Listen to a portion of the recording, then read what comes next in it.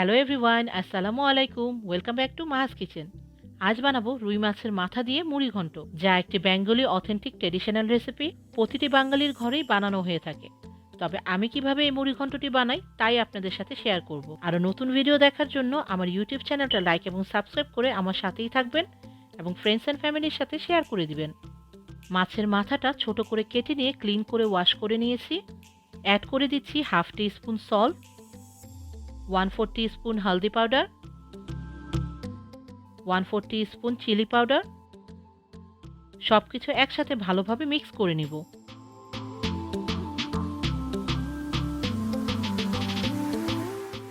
Frying প্যানে medium হিটে add করে দিচ্ছি হাফ কাপ অয়েল। রুই মাছের মাথার টুকরোগুলো গরম তেলে দিয়ে হালকা গোল্ডেন না হওয়া পর্যন্ত ভেজে নিব।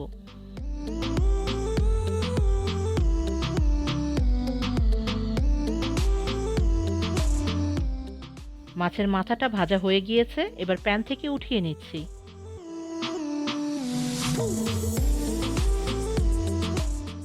সেম প্যানে অ্যাড করে দিচ্ছি 2টা medium size onion thinly slice করে কাটা। পেঁয়াজটা হালকা সফট না হওয়া পর্যন্ত কুক করে নিব।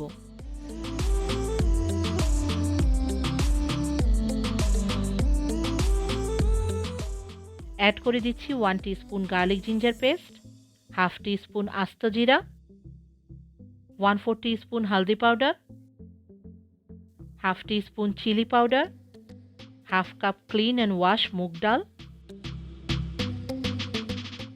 3টা কাঁচামরিচ হাফ করে কাটা এবং 1 টিস্পুন সল্ট। সল্টটা আপনারা আপনাদের স্বাদ মতো অ্যাড করে নেবেন। সব কিছু মিক্স করে মিডিয়াম টু হাই হিটে 2 to 3 মিনিটসের মতো ফ্রাই করে নিব।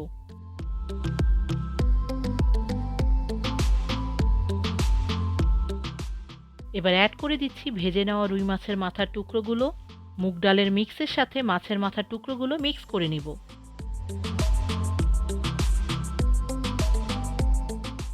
অ্যাড করে দিচ্ছি 1 কাপ ওয়াটার।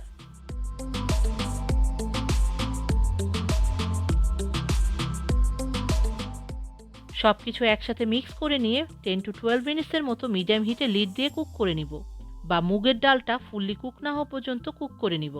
তবে মাঝে মাঝে নাড়াচাড়া করে দিতে হবে।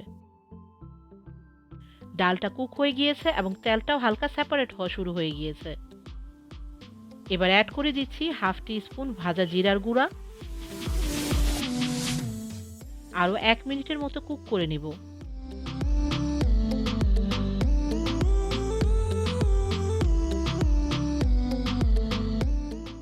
রুই মাছের মাথার মুড়ি ঘন্টটি রেডি হয়ে গিয়েছে, এবার নামিয়ে নিব।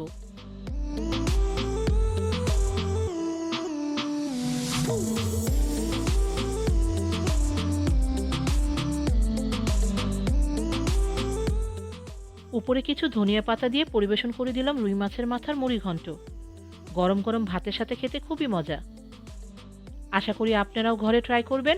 ভালো থাকবেন সবাই। আল্লাহ হাফেজ। Thanks for watching my video. আশা করি আপনাদের ভালো লেগেছে। যদি ভালো লেগে থাকে লাইক করুন এবং সাবস্ক্রাইব করে আমার সাথেই থাকুন। বেল বাটনে ক্লিক করে নতুন আপডেটের অপেক্ষা করুন। থ্যাংক ইউ সবাইকে।